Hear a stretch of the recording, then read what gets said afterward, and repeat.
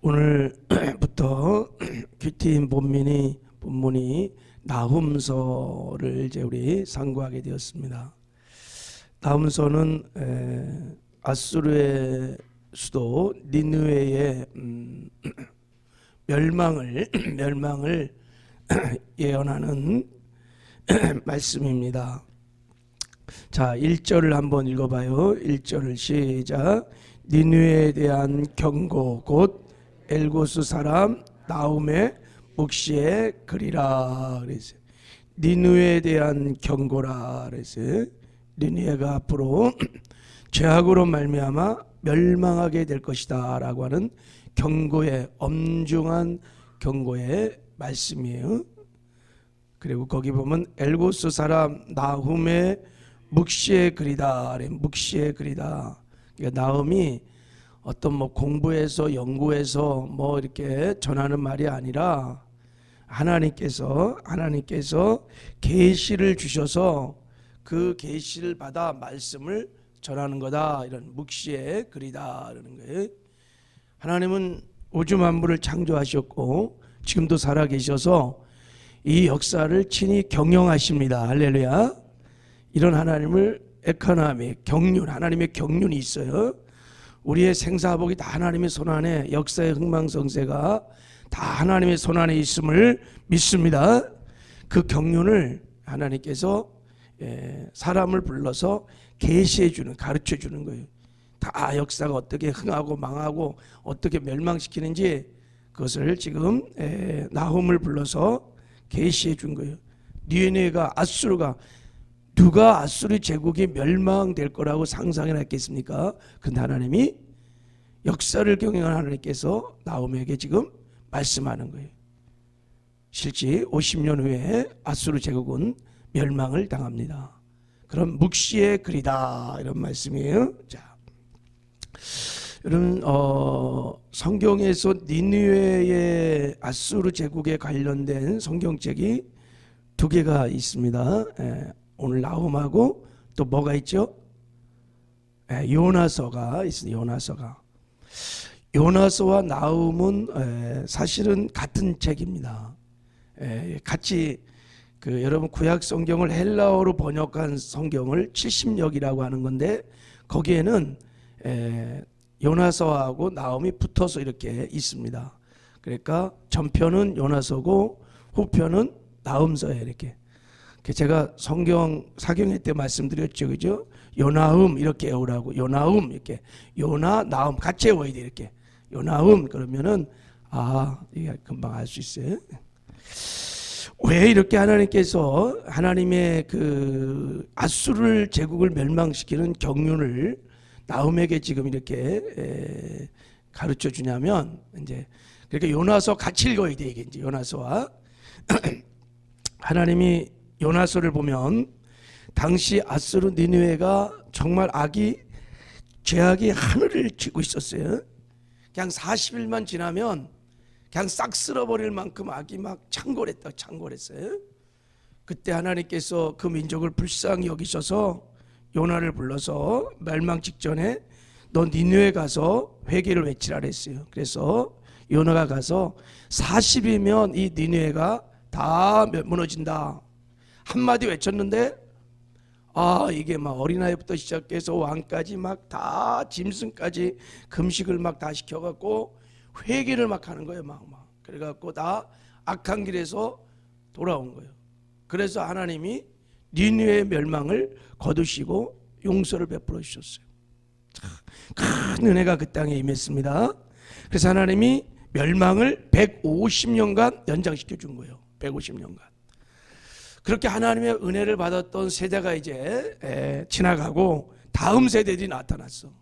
자, 그런데 이 다음 세대들이 이 하나님의 은혜를 망각하고 하나님 두려우신 줄 모르고 역사가 하나님의 손안에 있는 것도 알지 못하고 교만해갖고 이들이 막 주변 열방들을 억압하고 이 아수르 민족이 굉장히 여러분 잔인한 민족입니다. 이게 사실 뿌리를 찾아가 보면 저기 노아의 함 후손들입니다.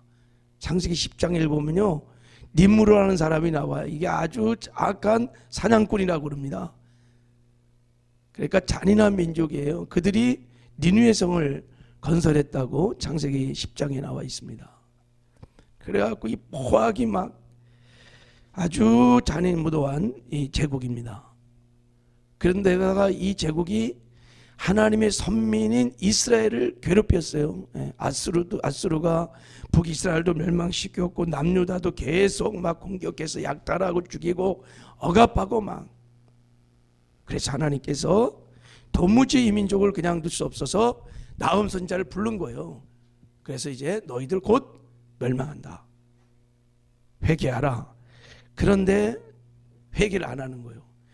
요나가 갔을 때는 한마디 던졌는데 그냥 민족 전체가 회개를 했는데 이번에는 회개를 안 해요. 회개를 안 해. 그래갖고 결국은 50년이 나훔 선지자가 경고한 이후 50년이 지난 후에 612년에 그 대제국 아수르는 바벨론 제국에서 멸망을 당합니다. 완전히 진멸을 당합니다. 우리가 이 나훔서를 읽어보면 하나님이 어떤 분이신지를 잘게 계시하고 있습니다. 하나님은 사랑이시지만 죄악을 결코 용납하지 아니하시고 반드시 심판하시고 멸망하시는 공의 하나님, 그리고 보복하시는 하나님인 것을 말씀하고 있습니다. 자, 우리 한번 2절을 읽어봐요. 2절. 자, 시작. 여호와는 질투하시며 보복하시는 하나님이시라. 여호와는 보복하시며 진노하시되 자기를 거스르는 자에게는 여호와는 보복하시며 자기를 대적하는 에게 진노를 품으시며. 자, 무섭지요, 그죠? 여호와 하나님은 보복하시는 하나님이시다. 엄의 하나님, 공의 하나님, 죄를 결코 용납하지 아니하시는 심판하신 하나님인 것을 말하고 있습니다.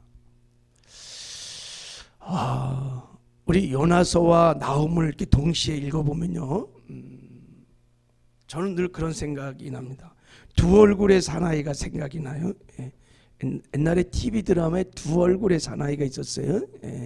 거기 나오는 헐크가 그 박사의 박사 이렇게 그 주인공이 박사인데, 그 아내가 사고로 이렇게 죽을 때 아내를 내가 구하지 못했다는 죄책감이 있어갖고 이 사람이 연구래. 이 위기 상황할 때 어떤 힘을 발휘해갖고 위기를 이길 수 있는 게 뭘까 연구하다가 이 감마선이라는 걸 이분이 깨닫게 되고, 이 감마선을 몸에 투입하면 어떤 위기 상황에 막 괴력, 힘을 막 하고 발휘한단 말이죠. 그래서 자기에게 감마선을 막 잔뜩 투입한 거예요. 그래갖고 이제 이 헐크가 평상시에는 온유하고 막 자비롭고 근데 어떤 불의를 보거나 막 죄악을 보거나 막 그럴 때는 이 감마선이 작동돼 갖고 막 힘이 막 옷이 툭툭툭 터지면서 힘을 발휘해 갖고 그 불의를 막 그 죄악을 막 제거하고 불의한 자와 막 싸우잖아요, 그죠? 평정을 막 하는 거예요. 이게 두 얼굴의 사나이. 요나서와 나훔서를 읽어보면요, 하나님은 두 얼굴의 사나이처럼 보입니다. 평소에 자비로우시고 온유하시고 사랑이 많으신데 죄악을 보시면, 불의를 보시면 하나님께서 진노하시고 공의의 하나님으로 변하십니다. 죄악을 심판하시고 멸망시키는 하나님이. 여러분 요나서를 읽어보면 이미지가요, 하나님은 사랑의 하나이십니다. 끝까지 인내하시고 불쌍히 여기시고 긍휼히 여기시고.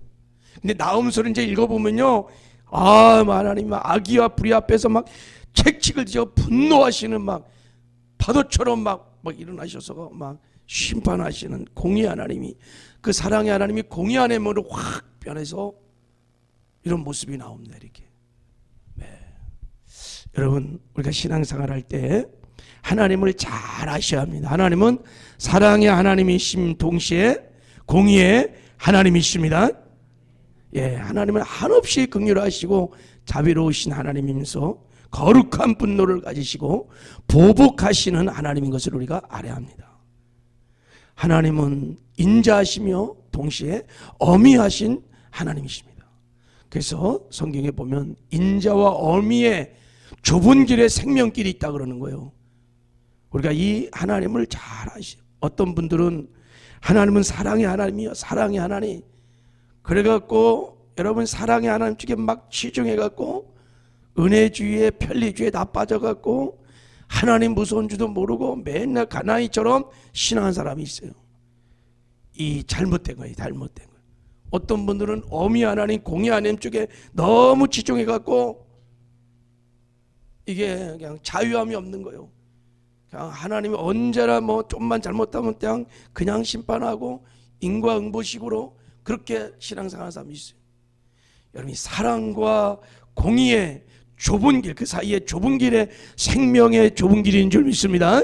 좌로나 우로나 치우치지 말고 언제나 하나님의 사랑과 어미를 늘 생각하며 그 사이에 좁은 생명의 길을 걸어야 될 줄을 믿습니다. 근데 제가 보기에는 많은 사람이 어미 하나님보다는 사랑의 하나님 쪽으로 수십 배나 내 생각에는 더 치중돼 있어. 굉장히 무서운 거야 이거요. 은혜주에 다 빠져가고 편리주에 다 빠져가고 죄를 무서워하지 않아요. 회개를 하지 않아요. 말씀을 가볍게 여기고 우습게 여기고 그래갖고 엉터리 신앙들이 너무 많아요. 이것도 굉장히 위험한 겁니다. 하나님의 심판, 하나님의 죄를 미워하시고 심판하시는 그런 하나님을 잘 몰라요. 경외함이 없어요. 나음서를 읽으면서 보복하신 하나님을 우리가 만나요. 하나님을 제대로 아시는 은혜가 있기를 주님의 이름으로 축복합니다. 그래서 하나님을 제대로 경영하고 그래야 신앙생활을 천국 가는 생명의 길을 우리가 끝까지 잘 가게 될 줄을 믿습니다. 그래서 요나서와 여러분 나음서를 동시에 한번 읽어보시길 바랍니다. 자, 하나님 우리를 심판하시고 보복하실 때 어떻게 하시느냐? 자, 우리 보복하신 하나님의 그 성품이 좀 나와 있어요. 2절을 다시 한 번만 한번 읽어봐요. 2절 자 다시 한번 시작. 여호와는 질투하시며 보복하시는 하나님이시라. 여호와는 보복하시며 진노하시되 자기를 거스는 자에게 여호와를 보복하시며 자기를 대적하는 에게 진노를 품으시는도다 그랬어요. 무조건 막 하나님이 심판하고 보복하는 게 아니라 누구를 보복한다고요? 자기를 거스는 자에게, 자기를 대적하는 자에게 진노를 품으시고 보복하신다는 거예요. 여기 여러분 보복이라는 노켐이라고 하는 히브리 단어는 좀 특별한 의미가 있습니다. 그러니까 여기 자기를, 하나님을 거스리고 하나님을 대적하는 걸 말하는 거잖아요.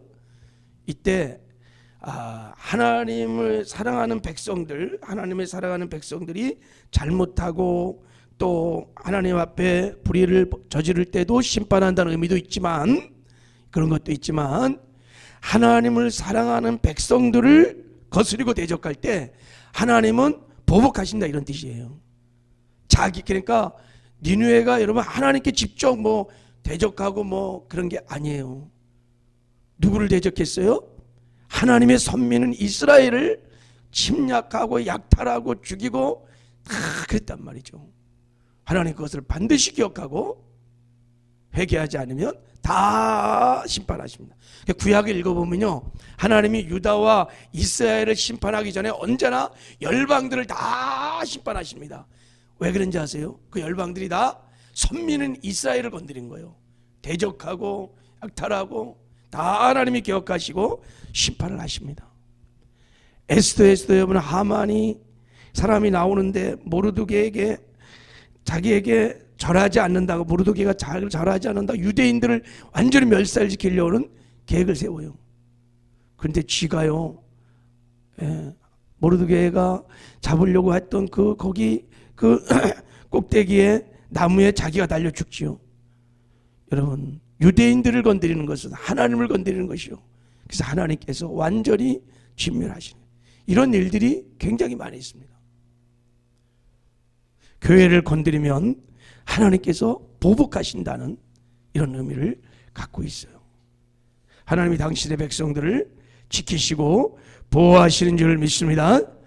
그리고 자, 하나님 우리를 보복하되 자 3절 한번 보세요. 여호와는, 자 3절도 한번 읽어봐요. 시작. 여호와는 노하기를 더디하시며 권능이 크시며 벌받는 자를 결코 버려두지 아니하시느니라. 여기까지. 여호와는 어떻게 하신다고요? 노하기를 더디하시며. 여하기를 더디하시며.